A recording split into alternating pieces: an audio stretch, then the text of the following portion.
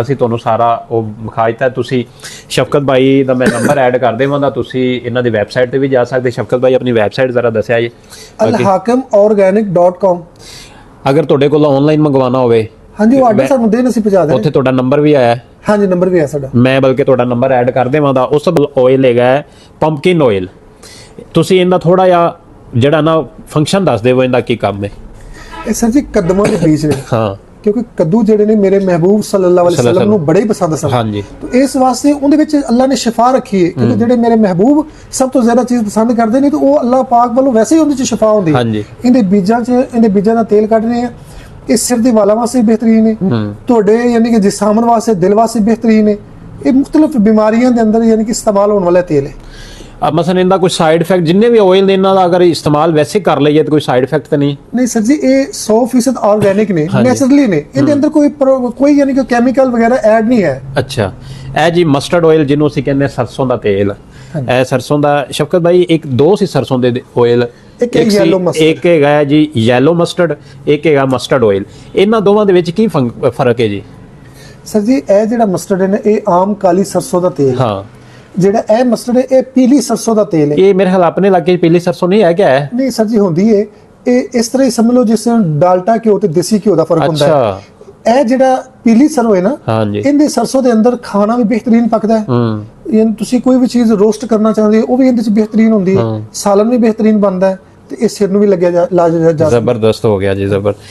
ਇਹ ਜੀ ਅਗਰ ਤੁਸੀਂ ਖਾਣਾ ਬਣਾਉਣਾ ਹੈ, ਉਹ ਆਪਣੇ ਇੱਕ ਹਕੀਮ ਨੇ ਅੱਜ ਕੱਲ੍ਹ ਬੜੇ ਮਸ਼ਹੂਰ ਡਾਕਟਰ ਸ਼ਰਾਫਤ ਸਾਹਿਬ, ਉਹ ਕਹਿ ਰਿਹਾ ਸੀ ਕਿ ਤੁਸੀਂ ਸਰਸੋਂ ਦੇ ਆਇਲ ਦੇ ਵਿੱਚ ਆਪਣਾ ਖਾਣਾ ਤਿਆਰ ਕਰਿਆ ਕਰੋ ਅਗਰ ਤੁਸੀਂ ਬਿਮਾਰੀਆਂ ਤੋਂ ਮਹਿਫੂਜ਼ ਰਹਿਣਾ ਹੈ। ਤੇ ਇਹ ਜੀ ਆਪਣੀ ਪ੍ਰੋਡਕਟ। ਇਸ ਤੋਂ ਇਲਾਵਾ ਜੀ ਆਪਣੇ ਕੋਲ ਇਹ ਕਿਹੜਾ ਤੇਲ ਹੈ? ਤਿਲਾਂ ਦਾ ਤੇਲ। ਤਿਲਾਂ ਦਾ ਤੇਲ ਜੀ, ਇਹ ਜੀ ਤਿਲਾਂ ਦਾ ਤੇਲ ਹੈ। ਸ਼ਫਕਤ ਭਾਈ ਇਹ ਤਿਲਾਂ ਦੇ ਤੇਲ ਦਾ ਕੀ ਕੰਮ ਹੈ? ਸਰ ਜੀ ਤਿਲਾਂ ਦੇ ਤੇਲ ਦੇ ਅੰਦਰ ਮੈਗਨੀਸ਼ੀਅਮ, ਕਾਪਰ ਇਹ ਚੀਜ਼ਾਂ ਹੁੰਦੀਆਂ ਨੇ। ਇਹ ਜਿਹੜਾ ਤਿਲਾਂ ਦਾ ਤੇਲ ਹੈ ਨਾ, ਇਹ ਖਾਣ ਵਾਸਤੇ ਬੜਾ ਬਿਹਤਰੀਨ ਹੈ।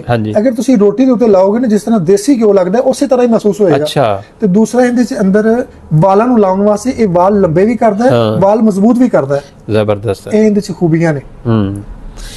ਇਸ ਤੋਂ ਇਲਾਵਾ ਸ਼ਫਕਤ ਭਾਈ ਆਪਣੇ ਕੋਲ ਇਹ ਰਹਿ ਗਿਆ ਬਦਾਮ ਆਮਡ ਆਇਲ। ਹਾਂਜੀ, ਆਮਡ ਆਇਲ ਤੇ ਵੈਸੇ ਮਾਰਕੀਟ ਦੇ ਵਿੱਚ ਪਿਓਰ ਬੜਾ ਘੱਟ ਮਿਲਦਾ ਹੈ, ਇਵੇਂ ਹੀ ਹੈ। ਤੇ ਇਹ ਤੁਸੀਂ ਇਹਦਾ ਰਾ ਮਟੀਰੀਅਲ ਕਿੱਥੋਂ ਲੈ ਕੇ ਆਦੇ? ਸਰ ਜੀ ਅਸੀਂ ਤੇ ਵੈਸੇ ਪਹਿਲੇ ਤੇ ਮੈਂ ਲੈਂਦਾ ਸੀ ਗੁਲਬੰਦੀ ਬਦਾਮ। ਅੱਛਾ, ਅਸੀਂ ਉਹਨਾਂ ਦਾ ਕੱਢਦੇ ਸਾਂ। ਲੇਕਿਨ ਇਸ ਦਫਾ ਮੇਰਾ ਦਿਲ ਚ ਆਇਆ ਯਾਰ ਮੈਂ ਕਿਉਂ ਨਾ ਹੋਵੇ ਜਿਹੜਾ ਕਾਠਾ ਬਦਾਮ, ਜਿਹੜਾ ਦੇਸੀ ਬਦਾਮ ਹੈ, ਅਸੀਂ ਉਹ ਬਦਾਮ ਖੁਦ ਘਰ ਲਿਆਂਦਾ ਹੈ, ਘਰ ਬੱਚੇ ਲਾ ਕੇ ਅਸੀਂ ਉਹਨੂੰ ਤੜਾ ਕੇ ਉਹਨੇ ਗਿਰੀਆਂ ਕੱਢ ਕੇ, ਜਿਹਨੂੰ ਕਾਠਾ ਬਦਾਮ ਕਹਿੰਦੇ ਨੇ, ਉਹਦਾ ਅਸੀਂ ਤੇਲ ਕੋਲਡ ਪ੍ਰੈਸ ਮਸ਼ੀਨ ਚੋਂ ਕੱਢਿਆ। ਇਹ ਉਹ ਕਾਠੇ ਬਦਾਮ ਦਾ ਬਦਾਮ ਰੋਗ ਨੇ, ਜਿਹੜਾ ਸਭ ਤੋਂ ਵਧੀਆ ਜਿਹੜਾ ਪੇਵਰ ਹੁੰਦਾ ਹੈ। ਮੇਰੀ ਕੋਸ਼ਿਸ਼ ਹੁੰਦੀ ਕਿ ਜਿਹੜਾ ਸਭ ਤੋਂ ਅੱਛਾ ਟਾਪ ਦੀ ਚੀਜ਼ ਅਸੀਂ ਉਹ ਲਿਆ ਕੇ ਅਸੀਂ ਉਹ ਇਸਤੇਮਾਲ ਕਰੀਏ, ਉਹ ਵੇਖੀਏ ਹੁੰਦਾ। ਇਹਨੂੰ ਤੁਸੀਂ ਖਾਣ ਵਾਸਤੇ ਵੀ ਇਸਤੇਮਾਲ ਕਰ ਸਕਦੇ ਜੀ? ਹਾਂਜੀ, ਖਾਣ ਵਾਸਤੇ ਵੀ। ਦਿਮਾਗ ਨੂੰ ਜਿਵੇਂ ਕਹਿੰਦੇ ਬਦਾਮ ਖਾਣ ਨਾਲ ਦਿਮਾਗ ਤੇਜ਼ ਹੁੰਦਾ ਹੈ, ਇਹਨੂੰ ਉਸੇ ਸਰ ਤੇ ਵੀ ਲਾ ਸਕਦੇ ਜੀ? ਹਾਂਜੀ, ਸਰ ਤੇ ਵੀ ਲਾ ਸਕਦੇ ਹਾਂ। ਇਸ ਤੋਂ ਹਟ ਕੇ ਇਹਦਾ ਇੱਕ ਹੋਰ ਫਾਇਦਾ ਹੈ, ਜਿਹੜਾ ਮੈਂ ਫਾਇਦਾ ਦੱਸ ਦਿੰਦਾ। ਅਕਸਰ ਬੰਦਿਆਂ ਨੂੰ ਫਾਇਦੇ ਦਾ ਸ਼ਾਇਦ ਉਸ ਦਾ ਨਾ ਪਤਾ। ਜਿਸ ਬੰਦੇ ਨੂੰ ਕਬਜ਼ ਹੁੰਦੀ ਹੈ, ਅਗਰ ਉਹ ਇੱਕ ਚਮਚਾ ਦੁੱਧ ਦੇ ਵਿੱਚ ਪਾ ਕੇ ਰਾਤ ਨੂੰ ਦੁੱਧ ਪੀ ਲਏ 1 ਕੱਪ, ਤੇ ਉਹ ਕਬਜ਼ ਤੋਂ ਉਹਨੂੰ ਕਾਫੀ ਫਾਇਦਾ ਹੋਏਗਾ। ਉਸ ਤੋਂ ਹਟ ਕੇ 2-3 ਕਤਰੇ ਲੈ ਕੇ ਇਹ ਜਿਹੜੇ ਸਾਡੇ ਅੰਗੂਠੇ ਤੇ ਉਂਗਲ ਦੇ ਅੰਦਰ ਸਨ ਨੇ ਨਾ, ਇੱਥੇ ਰੱਖ ਕੇ ਇਸ ਤਰ੍ਹਾਂ ਮਲੇ, ਉਸ ਬੰਦੇ ਨੂੰ ਜਿੰਨੀ ਵੀ ਕਬਜ਼ ਹੋ ਗਈ ਉਹਦੀ ਕਬਜ਼ ਖਤਮ ਹੋ ਜਾਏਗੀ। ਕੀ ਬਾਤ ਹੈ। ਉਧਰੋਂ ਪੈਰ ਦੀਆਂ ਖੁੱਚਾਂ ਤੇ ਲਾਵੇ। ਇਹ ਅੱਲਾਹ ਪਾਕ ਨੇ ਇਹਦੇ ਚ ਸ਼ਿਫਾ ਰੱਖੀ। ਸ਼ਫਕਤ ਭਾਈ ਤੁਹਾਡੀ ਕਿੰਨੀ ਦੇਰ ਤੋਂ ਰਿਸਰਚ ਇਹਨਾਂ ਚੀਜ਼ਾਂ ਤੇ? ਕਹਿੰਦਾ ਇਸ ਚੀਜ਼ ਦਾ ਇਹਦੇ ਤੇ ਵਰਕ, ਇਹਦੇ ਤੇ ਵਰਕ ਹੈ। ਸਰ ਜੀ ਰਿਸਰਚ ਤਾਂ ਬੜੀ ਦੇਰ ਦੀ ਕਰ ਰਹੇ ਹਾਂ, ਕਿ ਇਹ ਕਰ ਰਹੇ ਹਾਂ। ਸਾਨੂੰ ਅਸੀਂ ਰਿਸਰਚ ਦੇ ਵਿੱਚ ਤਾਲਿਬ ਇਲਮ ਬਸ ਸਾਰੀ ਜ਼ਿੰਦਗੀ ਬੰਦਾ ਸਿੱਖਦਾ ਹੈ। ਹਾਂ, ਲੋਕਾਂ ਕੋਲ ਸਿੱਖ ਰਹੇ ਹਾਂ, ਕੁਝ ਚੀਜ਼ਾਂ ਹਕੀਮਾਂ ਕੋਲ ਸਿੱਖ ਰਹੇ ਹਾਂ, ਕੁਝ ਚੀਜ਼ਾਂ ਤਜਰਬੇ ਕਰਕੇ, ਯਾਨੀ ਕਿ